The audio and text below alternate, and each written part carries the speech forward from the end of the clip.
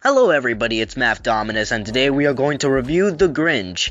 Now, The Grinch is an interesting little feller. He doesn't like Christmas for some reason, but thankfully it all worked out in the end. Now, in 2000 or 2001, the story of how The Grinch Stole Christmas was adapted into a feature film.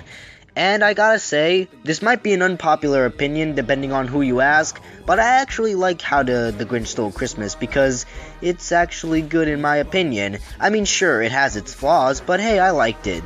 And now there's a new Grinch in town made by Illumination. Illumination, the ones that milk those weird yellow bean things. I don't know what they're called, but I do love their penguin guy. I love that guy. Yeah, he's Gru. But anyways, so this new Grinch movie, will it be as good as the old movie, and maybe even as good as the children's book, or will it suffer the wrath of Gru? Let's find out. Pros. One of the things I like about this movie is the animation. Sure, it's got that Illumination normie animation, but overall, the animation is pretty good. I would say they did a good job on that. And another pro I would have to give this movie is the voice acting. Yeah, at least it's not generic voice acting and, just a bunch of celebrities saying lines like in The Secret Life of Pets. But you know what? The voice acting's pretty good. Especially Benedict Cumberbatch. I mean, who knew that Doctor Strange didn't like Christmas? But that's really all I can say about pros, really, because oh boy, do I have a lot of cons for this movie. Cons. So, I have some problems with this movie. First of all, the Grinch's backstory. Now, in my opinion, I don't think the Grinch should be given a backstory because it makes him a lot scarier. The Grinch is supposed to be this monster, a guy who is evil, and the fact that we don't know anything about him makes him scary. But if you're going to give the Grinch a backstory, then at the very least, make it a good backstory. In the 2001 or 2000, I don't remember the year, movie, the Grinch had a very tragic backstory, and so in a way we sympathize with the Grinch. We know why the Grinch doesn't like Christmas. However, in the new Grinch movie, the reason why the Grinch doesn't like Christmas, it's because he never celebrated it with family. Okay, that's kind of stupid, okay? Let's say I have this flash drive, okay? I have this USB flash drive, and I pretty much don't use it, okay? I have nothing to back it up with, I just don't need to use the USB flash drive. I don't have any files I can transfer, nothing. That doesn't mean I'm gonna hate it. Same goes with Christmas. Even if I don't celebrate Christmas or I don't have a family, that doesn't mean I'm gonna hate it. So this logic absolutely makes no sense. If anything, the Grinch would want to celebrate Christmas, which in fact in this movie he actually does at some point want to celebrate Christmas, but the problem is he's the Grinch, okay? You're kind of it's just wow, it's hard to explain, but still, the Grinch's reason for not liking Christmas is just really stupid. And speaking of the Grinch, another con is the Grinch himself. Okay, the Grinch himself, how do I describe him?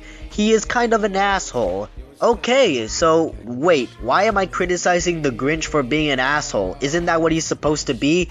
A Grinch? Well, I guess so, but here's the thing.